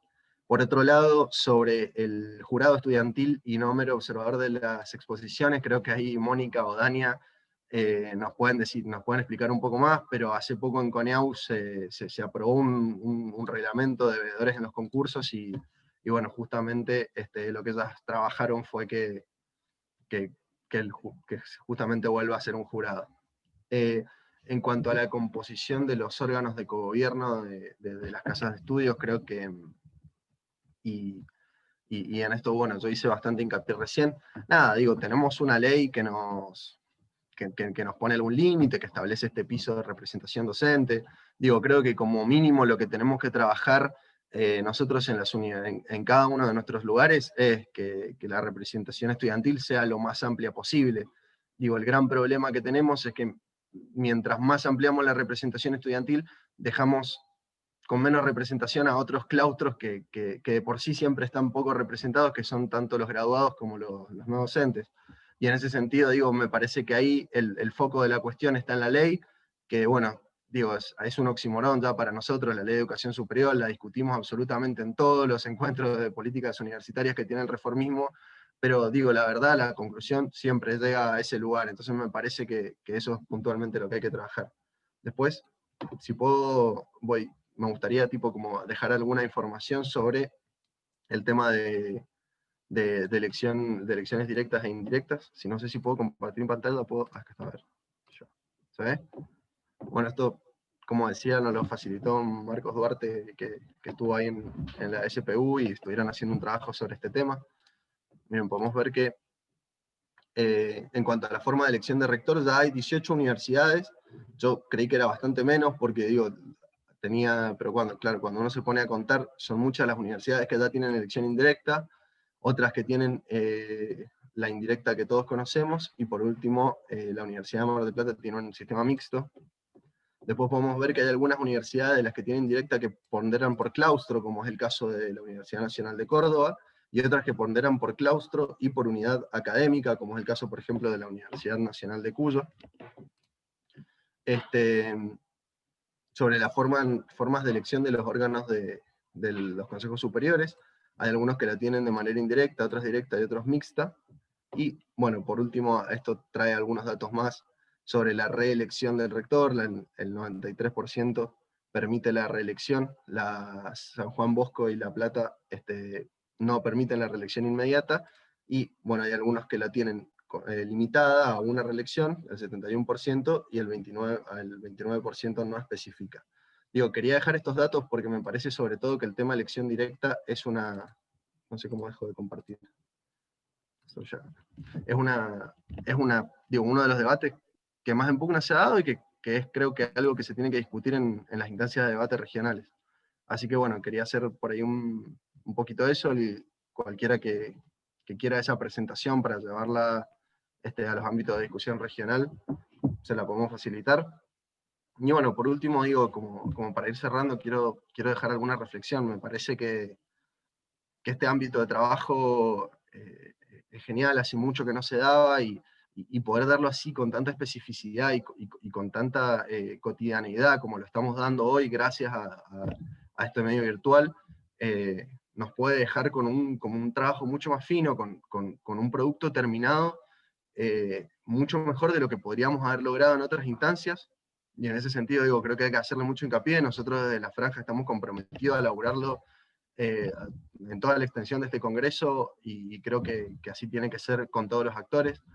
Creo que tenemos que también, digo, en el medio se nos va a mezclar con el presupuesto 2021 cuando se trate, y bueno, digo, me parece que este es el ámbito natural para que podamos ir trabajando todas esas luchas que tiene que ir dando la universidad. Así que no, quedo a disposición para preguntas o lo que sea. Gracias, Juan Pablo. Bueno, quiero darle la palabra a Brenda, que tiene que conectarse a otro Zoom en este momento. Brenda.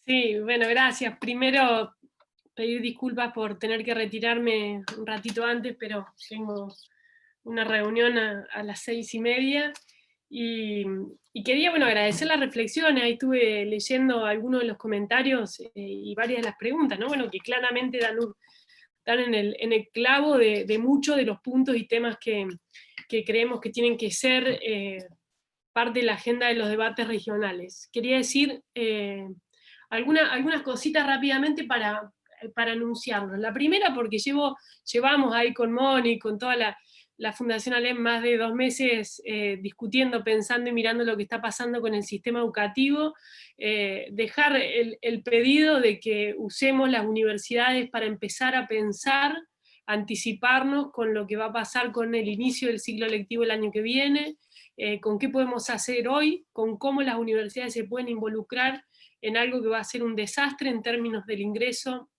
a la matrícula el año que viene, y obviamente algo que creo que muchos ya saben, el desafío que van a tener las universidades respecto a sostener las propuestas virtuales en la pospandemia, ¿no? Aquellas que no tienen hoy modalidades a distancia, modalidades semipresenciales, bueno, van a tener un desafío, porque indudablemente que muchas de estas transformaciones vinieron para quedarse, y obviamente que depende del tipo de carreras y sus particularidades. Entonces esa invitación, digo, también para que pensemos lo que viene, lo inmediato, lo que está impactado por la pandemia, y cómo nuestras universidades pueden tender un poquito la soga más atrás para también ayudar y evitar esto que venimos diciendo que es la catástrofe generacional. Lo segundo, ayer Fabio decía una cosa, Fabio Ketlas, en el debate sobre economía del conocimiento, él decía: la robótica y la programación son la lengua y la matemática de este siglo, ¿no? Bueno, de nuevo,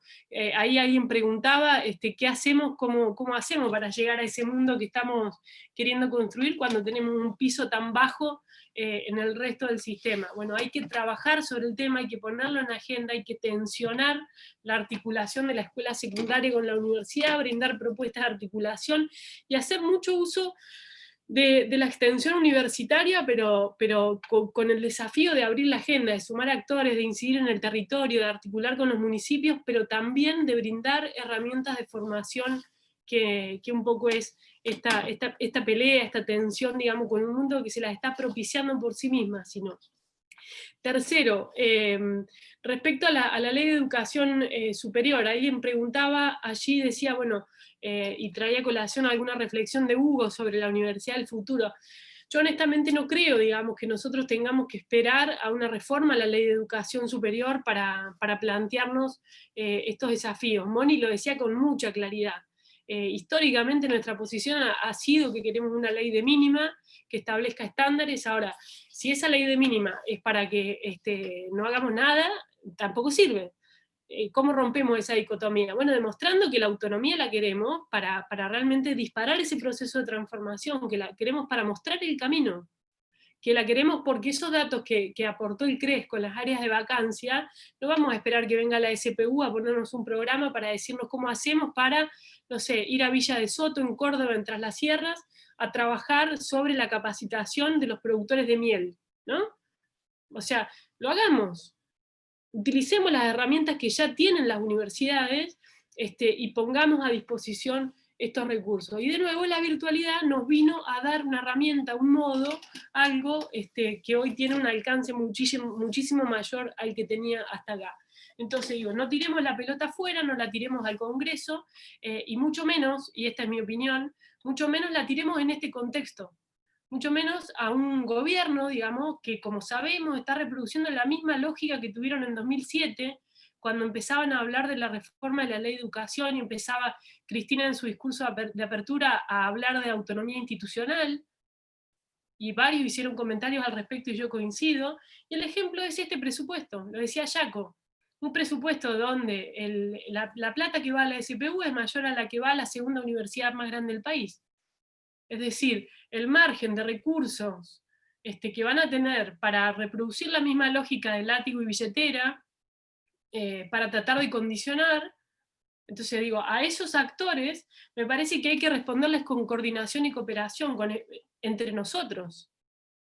Nosotros, espalda con espalda, todo el sistema, el movimiento estudiantil, nuestros rectores, nuestros docentes, espalda con espalda, para entender que hay un planteo que tiene que ver con la plata que le falta al sistema, y yo también coincido que nosotros mismos encabezábamos marchas para pedirle al gobierno de Macri aumento presupuestario cuando estábamos en índices mucho mejores que los que tuvo el kirchnerismo y que los que tenemos hoy, y ahora en este contexto donde habría que alzar la voz porque faltan fondos y los criterios de distribución son discrecionales, nos cuesta encontrar el modo. Entonces, cierro diciendo, para mí el camino no es la ley, sino el camino somos nosotros mismos, demostrando que podemos en las universidades que conducimos producir los procesos de transformación que empiecen a diseñar la hoja de ruta, mostrar el camino. Necesitamos buenos ejemplos que imitar, que escalar y que invitar al resto del país. Y después interpretar la coyuntura en que vivimos como un momento difícil donde la reacción tiene que ser la articulación nuestra más que nunca, con los diputados, con los senadores, con los rectores, y luego convivir en esta coyuntura con la constante frustración de no querer bajar los brazos para imaginar ese futuro que queremos. Digo, y esto nos atraviesa todo el tiempo, ¿no? Nos atraviesa cuando vemos todas las cosas que costaron tanto construir y que de un día para el otro se borran de un plumazo, pero también con cuáles tienen que ser esos cimientos de acuerdo, digamos. Bueno, convivamos con la coyuntura, pero construyamos también el futuro, porque si no, somos finalmente funcionales a la reproducción del statu quo. Nada, cierro ahí, agradezco profundamente la invitación y el espacio para juntarnos, y pido disculpas por tener que irme un ratito antes. Muchas gracias, Brenda. Te pedimos entonces. Pidió la palabra Marcelo Di Stéfano, es secretario adjunto de FATUN y secretario ejecutivo de CONTUA. Marcelo, tenés la palabra. Hola, muchas gracias por la oportunidad. Felicitar a la Fundación ALEM por el éxito de la actividad. Sin duda, el éxito habla de una necesidad.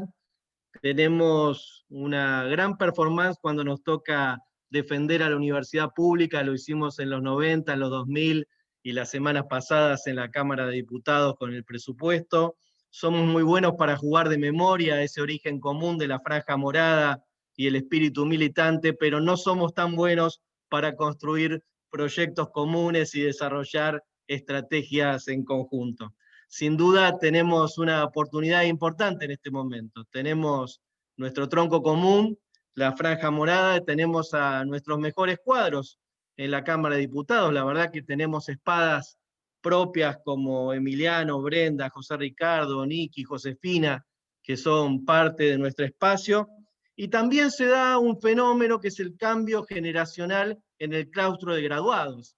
Muchos militantes de la franja morada, perdón, en el claustro docente, muchos militantes de la franja morada integran los claustros docentes, y esto también empieza a redefinir el esquema político de las universidades.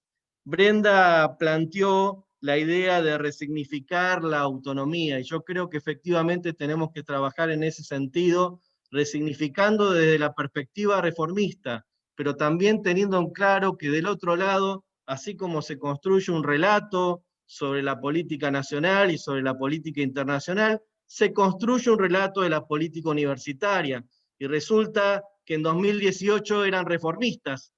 De repente, aquellos que todo el tiempo combatieron el reformismo se convirtieron en reformistas, pero claro, en 2019 quisieron empardar la reforma universitaria con el decreto de Perón de la gratuidad de la enseñanza, para crear un relato propio en el cual sean partes. Y también lo hacen en la supuesta defensa de la autonomía y el cogobierno, se apropian de nuestras banderas para desfigurar justamente mucho de lo que nosotros planteamos, porque nosotros sabemos claramente que al menos en 1/3 o más de las universidades del sistema no hay autonomía, no hay cogobierno, y tenemos rectores perpetuos que gobiernan universidades de autor, universidades que hacen a su propio estilo.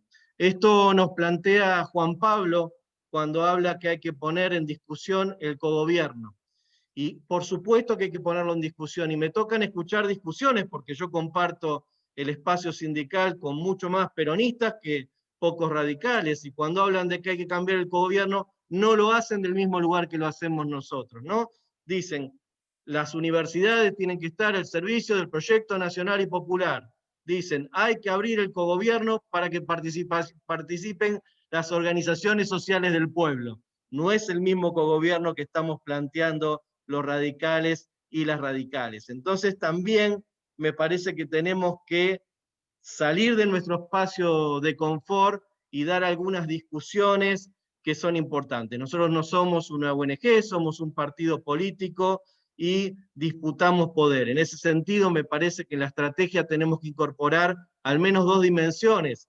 La primera, una posición agresiva para ir a ocupar lugares en aquellas universidades donde el radicalismo está minimizado, donde el radicalismo no puede participar activamente, donde las construyeron y las diseñaron de tal manera de que nosotros no tengamos participación. Y lo segundo, me toca plantear desde los sindicatos y también desde el claustro no docente. Es difícil plantear que pensemos un espacio de poder mayor para un lugar que no gobernamos. Nadie le otorga una posición de privilegio a aquello que no conduce. Entonces, lo que planteamos los radicales, las radicales que participamos en los sindicatos no docentes, y acá en este mismo espacio hay 2 secretarias generales de sindicatos no docentes, 2 jóvenes exmilitantes de la Franja Morada y mujeres, tratamos de dar generar un espacio de poder, un espacio de participación, y también le reclamamos al radicalismo universitario el apoyo para incidir definitivamente en el claustro, no solo el apoyo para visibilizarnos dentro del sector, que eso lo hacemos con nuestras propias armas, sino también para generar una estrategia de poder, porque el sindicalismo también tiene que tener la expresión del radicalismo universitario. Muchas gracias, y saben que cuentan con nosotros en todos los espacios regionales que vamos a tratar de incorporar a dirigentes sindicales no docentes, radicales, que los hay en todas las universidades, para tratar de ir construyendo una herramienta partidaria también en ese espacio.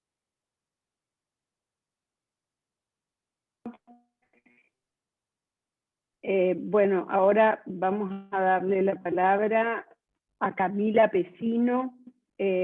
Camila es vicepresidenta de la Federación Universitaria de Cuyo. Camila, tenés la palabra. Hola, buenas tardes, no sé si se escucha bien. Gracias. Bueno, nada, estaba escuchando y prestando mucha atención y fui tomando nota porque realmente todo lo que han ido contando los disertantes ha sido muy interesante para poder analizar y para poder reflexionar cómo tenemos que seguir trabajando. Y se me ocurría cómo en las diferentes exposiciones surgió un programa, ¿no? Cómo por ahí escuchaba lo que decía Jaco y lo que decía Brenda, lo que decía Juanpa, lo que decía Moni, cómo Jaco planteó perfectamente la postura ideológica, ¿no? Como la defensa de la autonomía forma parte de algo que está completamente reconocido y de lo que no hay duda. Brenda plantea una perspectiva epistemológica, si se quiere, ¿no? De que la autonomía es libertad de pensamiento y que la autonomía tiene que ser eso, que tiene que ser esa postura. Moni, una perspectiva metodológica muy clara de qué es lo que hay que hacer, incidir perfectamente. Bueno, recién hablaban, ¿no? De la incidencia en los sindicatos de no docentes y cómo eso forma parte muy importante. Y Juan Pablo hablaba concretamente de esta deuda que tiene el reformismo y la autonomía de la posibilidad de ampliar la representación estudiantil para realmente concretar y poder generar una innovación dentro de la universidad. Y pensaba en esta relación dialéctica que se da, ¿no?, entre la estructura de poder, tanto en las universidades como en el Estado, y la producción de conocimiento. Relación dialéctica porque realmente la clase dirigente es la que logra acceder a ciertos créditos universitarios generalmente, y cómo al mismo tiempo la academia se envicia y impone permanentemente estrategias de conservación y nos impide completamente que estudiantes generemos propuestas. En cualquier ámbito académico es imposible generar una propuesta alocada que no esté completamente en coincidencia con todo lo que la academia viene haciendo. Entonces ahí termina cayendo en una completa ironía y contradicción. Y creo que eso también es importante, entender esa relación, ¿no? Eso me invitaban a pensar la exposición que hicieron los cuatro, que la verdad es que fue magnífica, en cómo existe esa relación, y cómo el hecho de ser estudiantes y de ser profesionales nos invita a que esto no quede solamente en la discursiva, o solamente en la parte en la que hacemos política, sino también en la parte en la que somos estudiantes, en la que somos docentes, en la que somos profesionales. A veces parece que costara como mancomunar y mixturar estos dos perfiles, estos dos roles en los que muchas veces nos encontramos. Y creo que ese es el gran desafío, ¿no? Como atrevernos a hacer los planteos principalmente, o por lo menos con eso me quedo, y creo que, como bien lo marcaba Juan Pablo, que creo que ahí marcó el camino en lo inmediato, y creo que hay que ir por una ampliación de la representación estudiantil, ¿no? Bueno, un poco cuando yo empecé a militar en la franja, lo primero que me decían es, ojalá que te guste ser docente porque hay que seguir construyendo en la universidad. Y un poco crecí en la militancia pensando eso, ¿no? Que había que plantearse la docencia como una vocación y como la capacidad de construcción. Y a eso me refiero con esta relación dialéctica entre producción de conocimiento y estructuras de poder. De eso, digamos, de que, y no me refiero a transformarnos en docentes bajalíneas o en la militancia así, ¿no? Pero la importancia de entender eso es lo que nos permite no seguir dando legitimidad a este falso progresismo que también hablaba Brenda, ¿no? Que se recae siempre. En este falso progresismo sí, bueno, está bien, planteamos que hay que dar espacio a los estudiantes, pero realmente los estudiantes, como pasa en los concursos, las estudiantes somos vedores y vedoras, pero no podemos incidir, y cuando van a evaluar si el docente o la docente ganó o no ganó el concurso, no nos enteramos, no nos notifican. Entonces creo que ahí está el tema, digamos, como los estudiantes, como claustro mayoritario, tenemos, viene con nosotros la innovación, viene con nosotros los planteos revolucionarios que nos permiten hacer reformas concretas, y creo que tienen que ser oídos, y eso no se trata solamente de nuestro perfil, se trata de que nos permitamos pensar en la estructura universitaria, que nos incomode la estructura universitaria hoy, cómo funciona, porque hoy las estructuras de poder en la universidad están conducidas por la academia, y estos grandes vicios de la academia terminan siendo muy conservadores, y es ahí también a donde tenemos que apuntar, y ahí está, creo, uno de los grandes desafíos. Gracias, Camila. Bueno, para ir cerrando, me gustaría sintetizar, bueno, y ojalá pueda hacerlo, este rico debate y esta muy importante y muy concisos los aportes de todos los panelistas a lo largo de esta tarde. Pero para ser muy breve, me gustaría rescatar algunos puntos o ítems que me parece que pueden servir de disparadores de todas estas eventos y actividades en este congreso tan importante, y que creo que, bueno, el éxito por la convocatoria, seguramente por los panelistas que han participado en este primer panel, y sobre todo por los temas y por toda la trayectoria y las experiencias que ellos tienen a lo largo de toda su actividad universitaria. Bueno, en primer lugar, lo de Mónica, esta complejidad del sistema universitario, que lo demostró también a través de las imágenes, a lo largo de todas las instituciones que rodean y que fueron complejizando el sistema universitario a lo largo del tiempo. Esta tensión entre las universidades nacionales y los planes de desarrollo integrales, regionales, y esta capacidad de liderazgo, y que yo agregaría de consenso, porque creo que esto, lo que ha caracterizado el sistema universitario es la participación de los pares, y que ha enriquecido siempre y a lo largo del tiempo, bueno, los resultados que se han obtenido. También, y en los minutos que se incorporaron después, que incorpora Mónica después, ese punto tan importante como es la innovación, que sin ninguna duda y es también vinculado a todo lo que han dicho Juan Pablo acerca del reformismo y del mandato reformista, y puntualmente cuando contesta que la planificación es la expresión de la autonomía, me parece un disparador muy importante hacia adelante cuando hablamos de la planificación desde adentro hacia afuera, y también vinculada a todos los actores del sistema universitario y a la articulación a través del CIN, de los CEPRES, que creo que es muy importante y que vale la pena rescatar y consolidar en este tiempo. Brenda, con su mirada respecto de la riqueza del reformismo, reflexionando de lo que está pasando en las universidades, y sobre todo imaginando un futuro como el presente que estamos construyendo.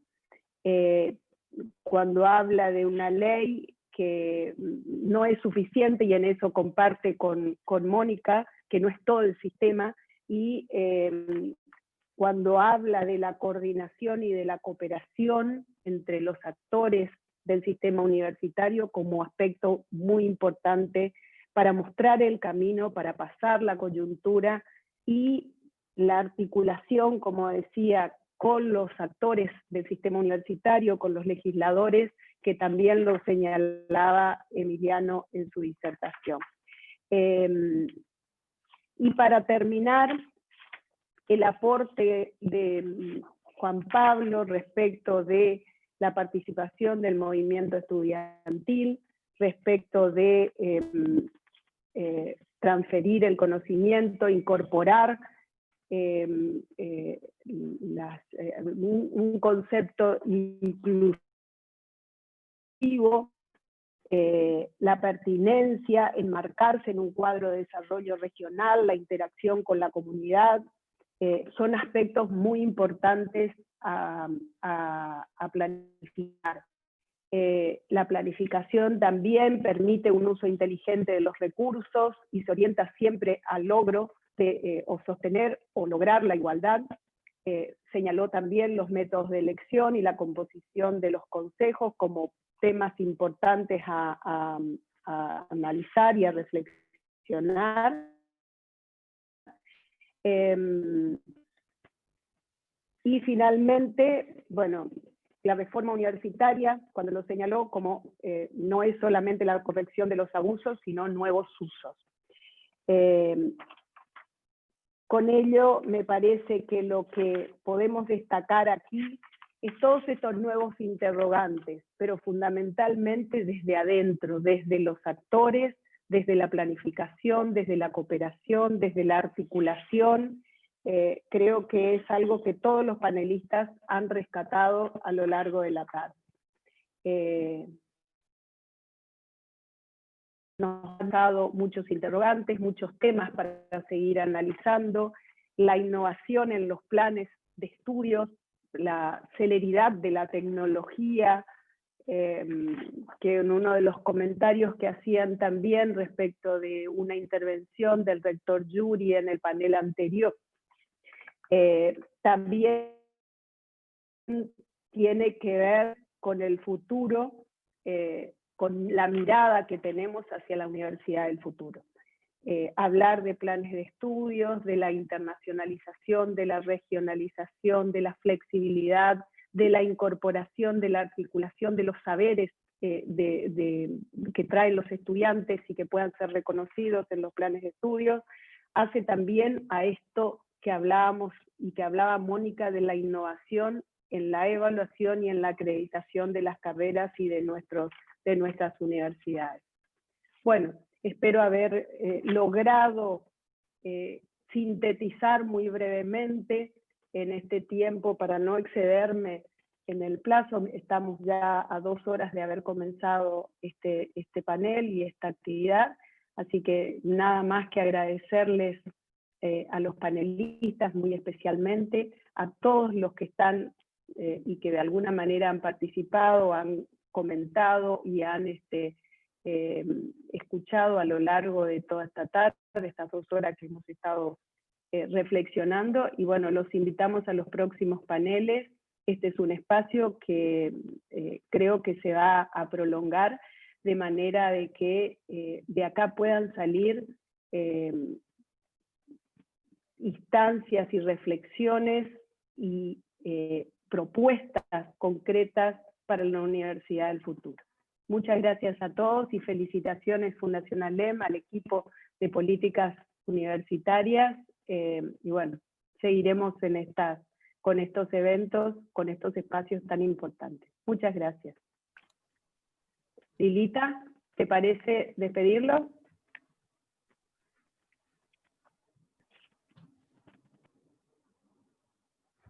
No, estás muteada. Sí, por supuesto. Yo quiero celebrar la reunión, realmente ha sido muy rica, con muy buenos aportes, y creo que, bueno, seguimos este camino del debate interno y también el de ir viendo ideas, ¿no? Ideas para poder pensar cómo, con qué herramientas, con qué argumentos defendemos nuestra concepción democrática de la universidad, democrática y además una universidad vinculada con el conocimiento, con la ciencia, pero también profundamente involucrada con el mejoramiento y el cambio de la sociedad en la que vivimos. Creo que después vamos a ir levantando de cada uno de los paneles, y lo mismo que a nivel de las regiones, las ideas que van saliendo y los acuerdos que se van logrando, así que me parece que este es un excelente punto de partida que complementa muy bien el panel inicial, así que muchísimas gracias a todos y fundamentalmente a vos, Verónica, por haber tomado la tarea. Muchas gracias y buenas tardes. Adiós. Y muchos éxitos en la reunión regional. Todas. Nos vemos.